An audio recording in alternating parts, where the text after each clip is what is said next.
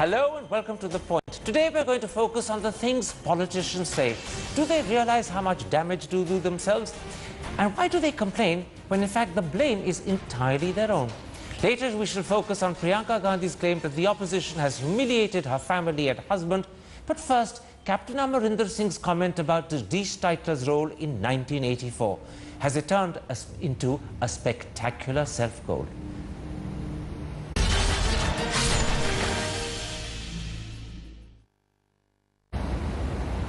Joining me for the big debate tonight, the President of the Shiromani Akali Dal in Delhi, Manjeet Singh GK. He'll be with us shortly from Amritsar. Aam Aadmi Party candidate from Ludhiana and the lawyer who's fighting for justice for the 1984 victims, H.S. Phulka. The former editor of The Hindu, Siddharth Vardarajan. The well-known columnist, Siddharth Bhatia. And also joining us shortly, Congress spokesperson and MP, Abhishek Manu Singhvi. Mr. Phulka, suddenly in the middle of the 2014 campaign, Amarinder Singh's comment about Tytler's role in 1984 has started to create an enormous controversy. Do you believe that this is a relevant issue 30 years after the event, when most people in the Punjab have moved on? Or is this simply being raked up for its emotional value because people have nothing else to say and do? Well, I think, Thapparji, the involvement of Tytler is definitely there. And this we know it from very beginning. But I do not know in what context this has come up now during the elections, because I do not think anything specifically has happened. The date in the Tytler, you see, first the allegation was leveled against me by Akali Dal that I have withdrawn Tytler's case. Okay. So I had to justify, no, it's not withdrawn. You're saying? I came here on 17th of April to appear. I'm interrupting you because it's a poor line, but I want to make clear I've heard you correctly. You're saying that the Akali Dal are raking this up for political purposes. It's not a relevant issue. Is that what you're saying, Mr. Phulka? No, it is a very relevant issue. Tytler case is a very relevant issue. All right. You say, let me stop you there. You say it's a relevant issue. On the other hand, Siddharth Vardarajan, the truth is that since 1984, Congress has at least on 2 occasions come to power. Today, the polls seem to suggest, if you can believe them, that it could win up to 50% of the Lok Sabha seats in this election. So is it fair to claim that the ghost of 84 continues to haunt the Congress party? Or is that now a bit of an anachronism, if not an exaggeration as well? The ghost of 1984, to my mind, will never go away, Karan, until the victims of that massacre feel that they've got justice, feel that the crime committed against them has been given due recognition, and that there's been a judicial process which seeks to punish the guilty, no matter how much time has passed. These are crimes in the memory of a country, in the memory of a people, that cannot be forgotten, even if you can point to elections in which the Congress has won.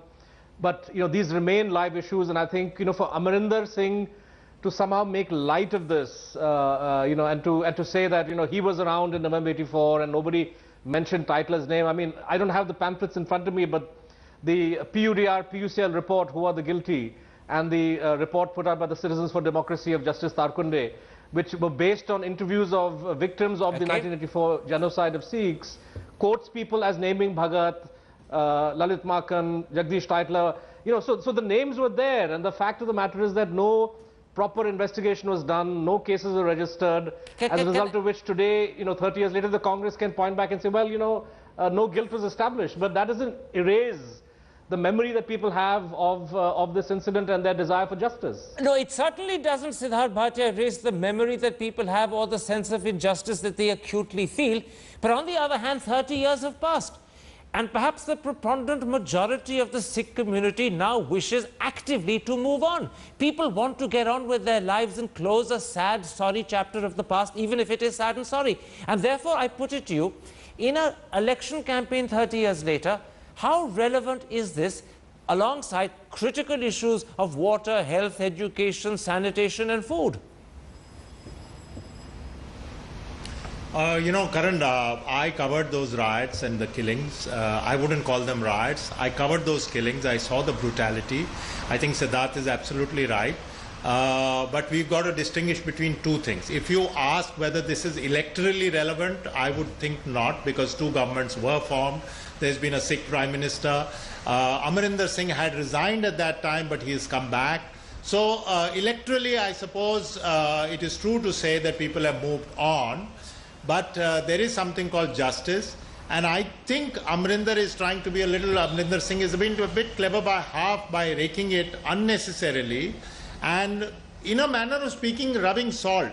Because to say something like Titler was not involved on hearsay at a time when several commissions have mentioned his name is, I think, being a little too clever by half. So there was no need for this, even electorally or otherwise. But they seem to have gone ahead and tried to stoke those fires. Abhishek Singhvi, the truth is that just as the BJP remains vulnerable when 2002 is an issue at stake, Congress is vulnerable when 1984 is the issue in debate. Are you worried that Amarinder Singh's comment could provide a handle to the Akali Dal just as anti-incumbency was giving you an edge, not just in Amritsar, but perhaps in Punjab as a whole? His comment could now reverse the tide against you. That's the danger of what he's done. Well, you'll be surprised to hear me say that partly I may agree with you, although I don't think the tide will all be reversed. I think he's a clear hands-down winner and will remain so.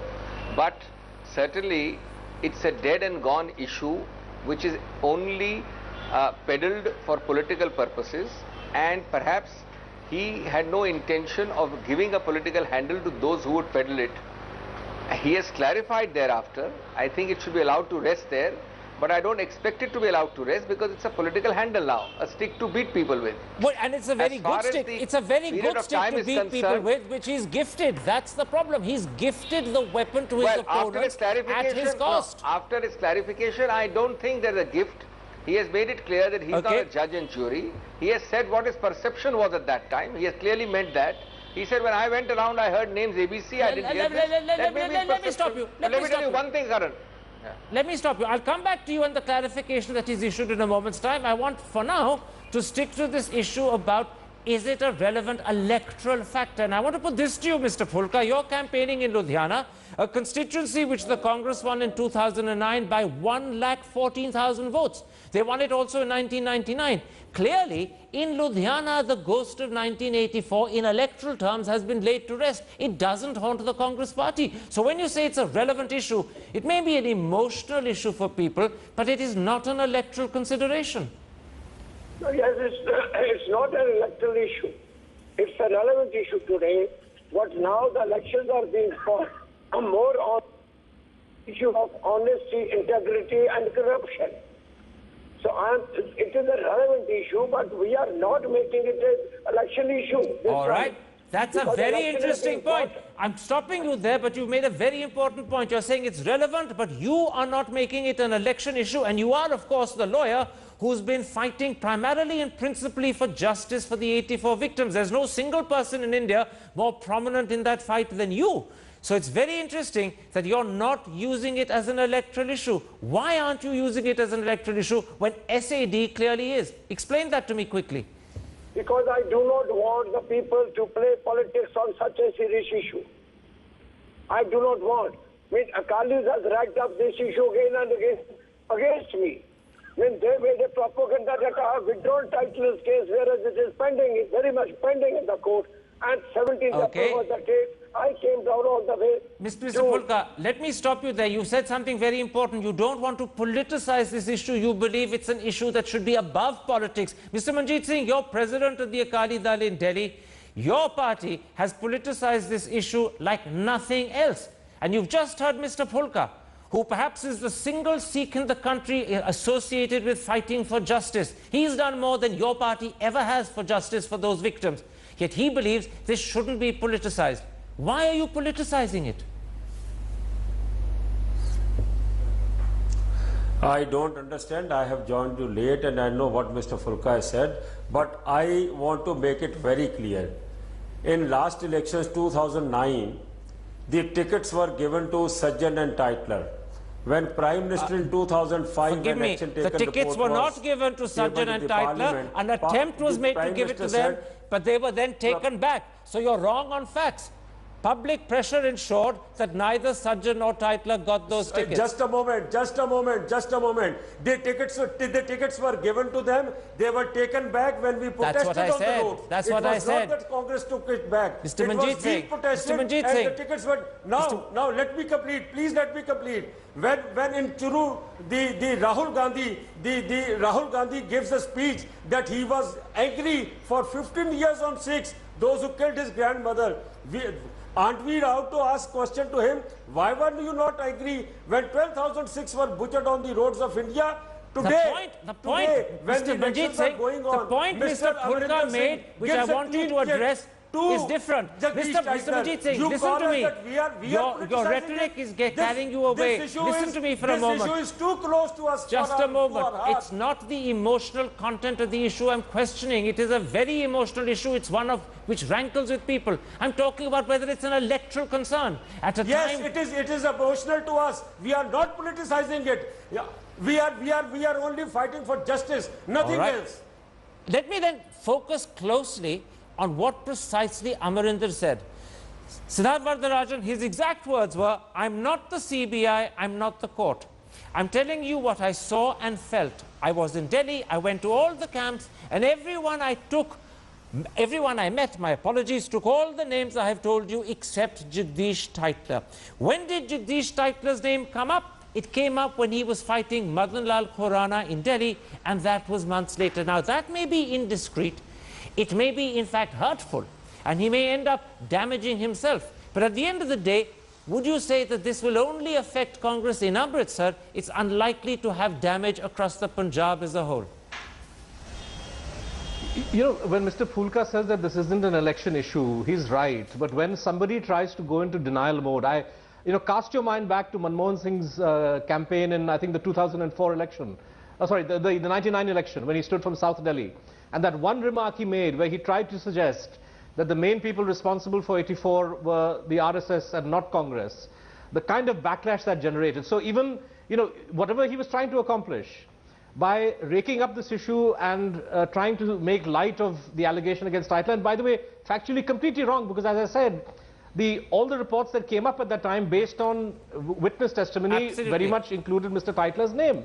And the reason why Singhvi is wrong when he says this is a dead issue is because 1984, the massacres of Sikhs and the way in which it was covered up was the original sin which came to haunt later the people of Gujarat in 2002. This is a burden that India carries, and unless India can do justice to the Sikhs of 1984, to the Muslims of 2002, this is a burden that we are going to continue to carry and which may haunt us. So I don't think this issue is dead and gone. I think it's very much a live issue that needs resolution. Let me stop you there. There is no doubt, Mr. Manjeet Singh, that the facts as delineated in great detail by Siddharth Varadarajan are true. No one denies them.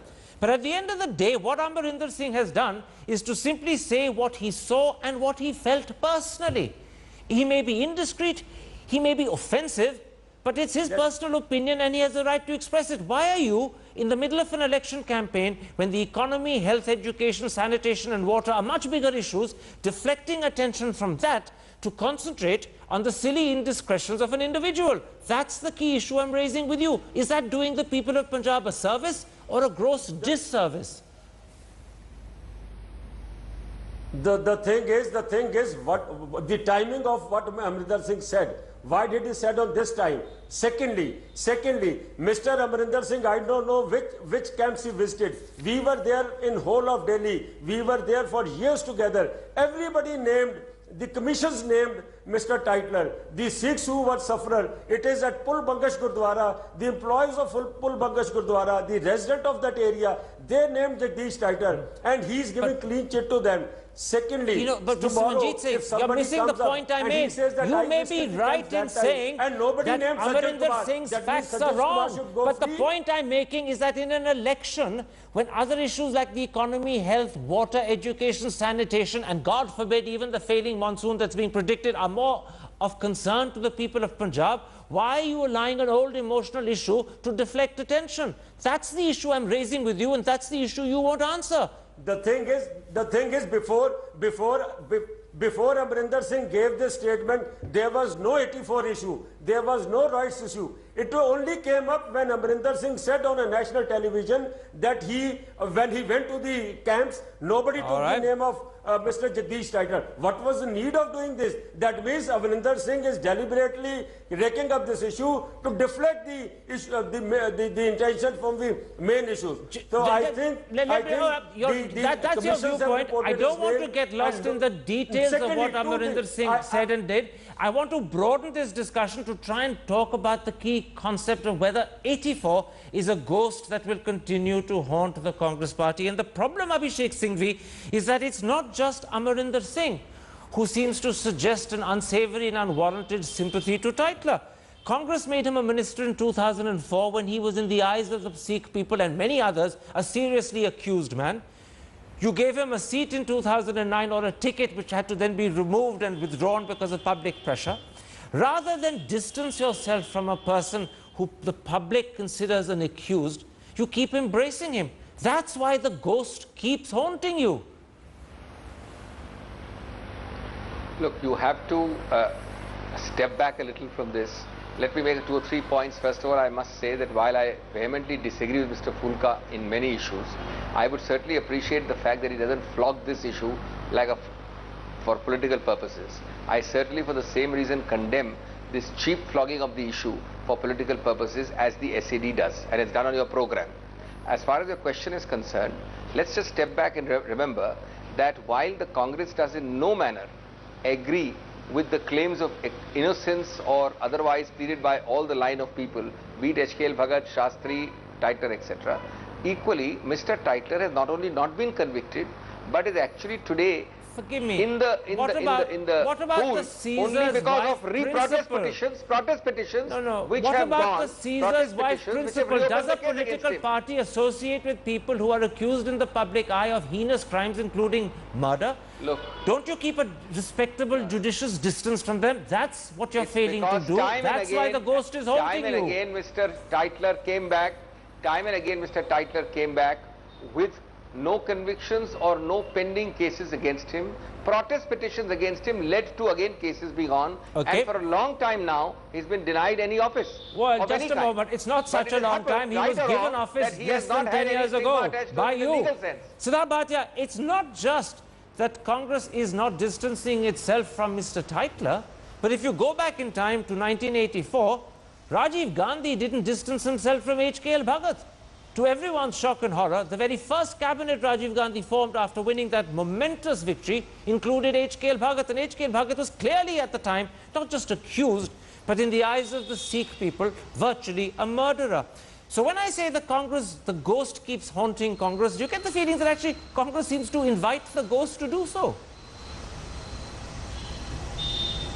No, but maybe the Congress, in a sense, does not see it as a ghost. If you think about it, as Mr. Singhvi pointed out, that not only the perception, but Mr. Titler's name has come up repeatedly. In 2009, it was only a public outcry which stopped him from getting it. Mr. Bhagat and Mr. Sajjan Kumar continued to be Congress members. Mr. Bhagat became a minister. The Congress maybe has begun to think over the years that this situation has changed, that new generations have been born. Mrs. Sonia Gandhi went to the, if I'm not mistaken, to the Golden Temple. You've had prime ministers. So it may think that it's no longer the kind of visceral issue that it used to be, and generations, the older people are less and less, fewer and fewer. But the fact is that in any party's conscience, on any nation's conscience really, the fate of those who suffered should be a big blot. So in that sense, it's a kind of a slap on the face. Okay. And as you know, as we all know, that is constantly used by various other parties to say, well, look what we did in Gujarat. It was nothing compared to what happened in 1984. Mr. So it's become some kind of benchmark. Mr. Manjeet Singh, you've just heard Siddharth Bhatia say that this is an issue that will always rest heavily on Congress's conscience. No one can deny that. But the opposite is also true, that in 2005, the Prime Minister stood up in Parliament and not just apologized, but said he hangs his head in shame. You couldn't have had a more fulsome apology from the head of government in Parliament, on television, with the whole country listening. And I put it to you after that, The majority of the Sikh community wants to move ahead. What you're doing is that you're showing how, as a politician, you personally, for emotional reasons or political reasons, are stuck in the past. Your community's moved on. You're just raking up the past for electoral benefit. That's it. Sir, we don't need any lip service. What Prime Minister said in 2005 in the Parliament, nothing was implemented. Still they are on roads, they are in shabby conditions. Secondly, I want to put one point forward. What do you mean roads in shabby conditions? Because are you saying that the maintenance of roads somehow would be justice for 84? There are two investigating agencies in this country. One is Delhi Police and the other is CBI. Today's exposure by somebody has proved what Delhi Police has been doing during the riots. And I think what we have been saying for last 30 years, it is proved today. In the case of Jagdish Titler, the Joint Director of CBI has said that there is a sizable amount of evidence against Jagdish Titler. We must book him.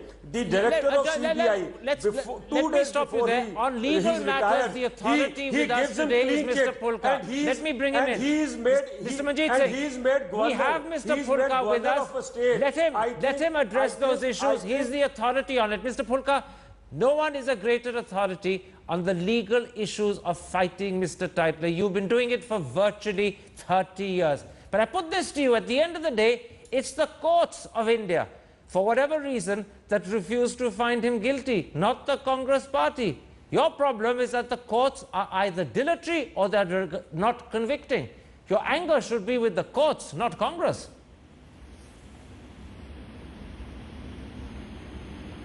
Mr. Pulka, did you hear that? No, we seem to have lost the line to Mr. Pulka at that point. Let me put that to you, Siddharth Varadarajan. At the end of the day, if there is anger, it's the courts that should be the focus. I'll answer that. Why should we... Go ahead, answer it. No, I'll answer. What will court do if no evidence is brought before the court? The investigating agencies is hurry. The CBI is in a hurry to file a closure report. The Delhi police have never acted the way they should have acted during the riots. What will court do if no evidence is brought before them? No FIRs were made. 587 FIRs were made, and out of which 247 was closed suo moto by Delhi police. Siddharth Varadarajan, I'm going to stop you there, Mr. Manjeet Singh. I'm going to stop you there. I want Siddharth Varadarajan to come in as well. People died on the roads of... Let me stop you there. I want Siddharth Varadarajan to come in. I want him to give me an independent assessment of whether he agrees with you or not. To what extent are the courts dilatory and to blame? To what extent is it that the courts are not convicting rather than the Congress party being an obstruction when it comes to Mr. Titler being brought to justice, so to speak? Look, I don't think the courts are the problem here, Karan. There was a wonderful study done of all the cases from the 1984 massacres that came to trial. This was a study by Vrinda Grover and Dilip Simian, where they tried to investigate why is it that most of these cases ended in acquittals. And judge after judge is there lamenting the shoddy prosecution, the shoddy evidence gathered by Delhi police, and saying, look, in the absence of any proper police work by Delhi police, it's impossible to convict even when the judge has a reasonable supposition that the accused persons brought before him are... So I think this is the core of the issue, that there's an institutional problem that 1984 exposed, which is that the police operates as the handmaiden of the ruling party. Can I stop you there? Can I stop you there? For a lot of the period after 1984, Congress was not the central government. For 6 years it was the BJP, for 2 years it was the United Front. That's an 8-year period during this 30-year spread. But nothing seemed to change as far as bringing Mr. Titler to justice. Those governments seem to have been as obstructionist as Congress. If I may give an answer to that, the fact of the matter is that all political parties that have ruled in the center, Congress, BJP, Janata Dal, all have a vested interest in preserving the way in which the police functions. Okay. They want the police to remain a handmaiden of the ruling party. I'm going to stop you there. I want to put what you're saying to Abhishek Singhvi. Abhishek Singhvi, what you're hearing from Siddharth Varadarajan, from Mr. Manjeet Singh, is that it was the deliberate, shoddy investigation of the CBI.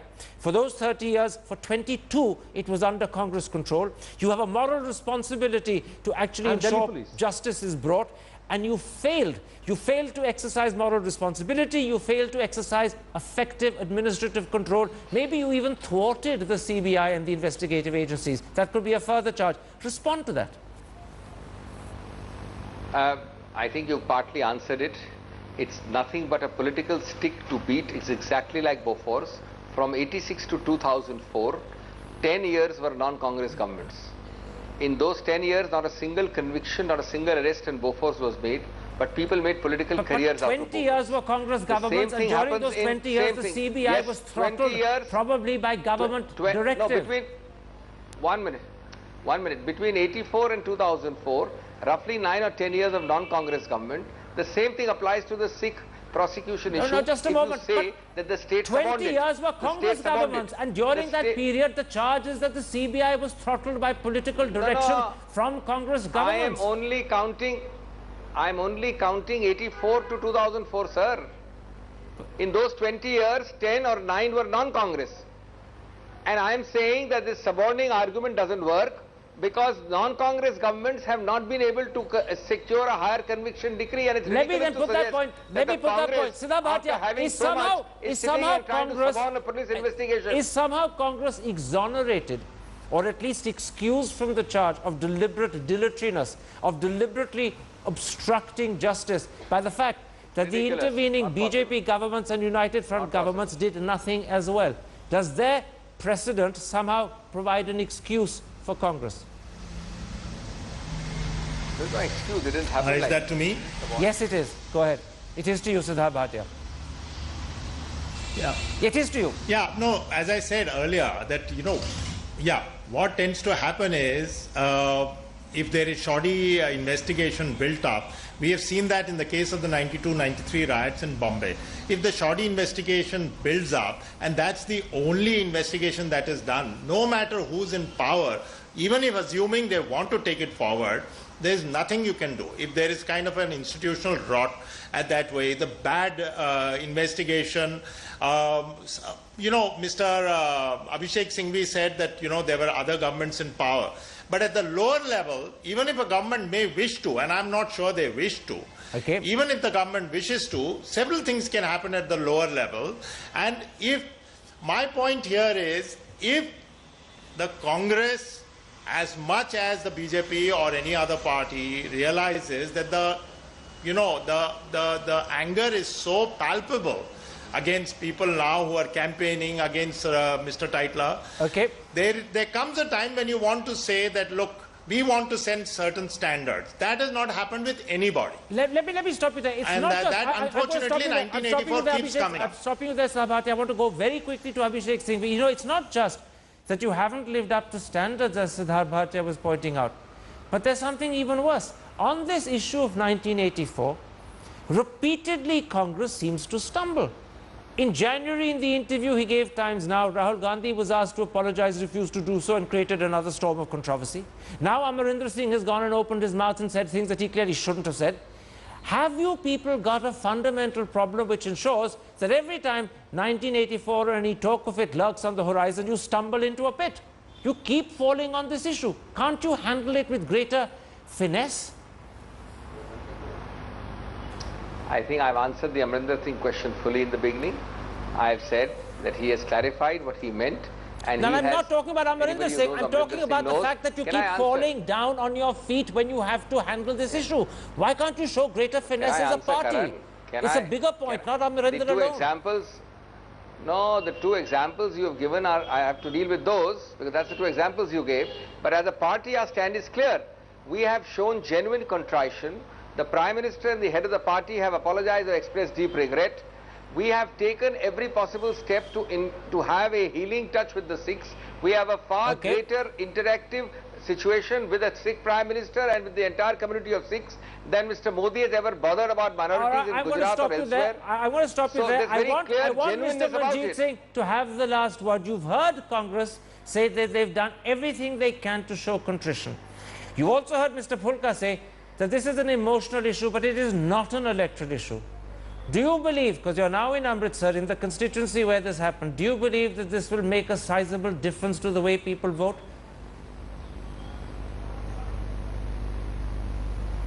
Mr. Manjeet Singh? Mr. Manjeet Singh? Yeah, I didn't get you. Can you say it back? Do you think this issue will make a difference to the way people vote? Is it going to be a turning point in this election in Amritsar? No, this issue is not a political issue. We believe it is close to our heart. And Okay. as Mr. Abhishek Singhvi was saying, that the government which came in power on the later stages, other party government, they never did anything. I want to say one thing.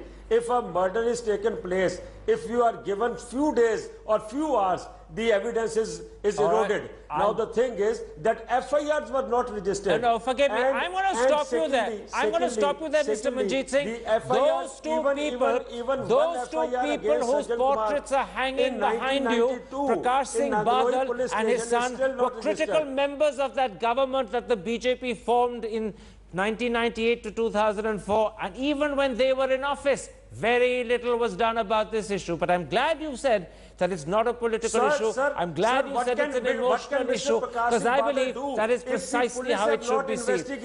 We're going to take a break at that point. We've run right out of time. This is an emotional issue on which clearly there can never be any meeting point between the anger and for many, the justified anger of the Sikhs and the explanations given by the Congress, which for many seem to be falling short of what is required. But we have to end this episode there, because all we can do is expose the anger and leave it to you to decide for yourselves how you respond. After the break, we're going to turn to Priyanka Gandhi's anger with the BJP. Is it justified, or is it a classic case of the pot calling the kettle black?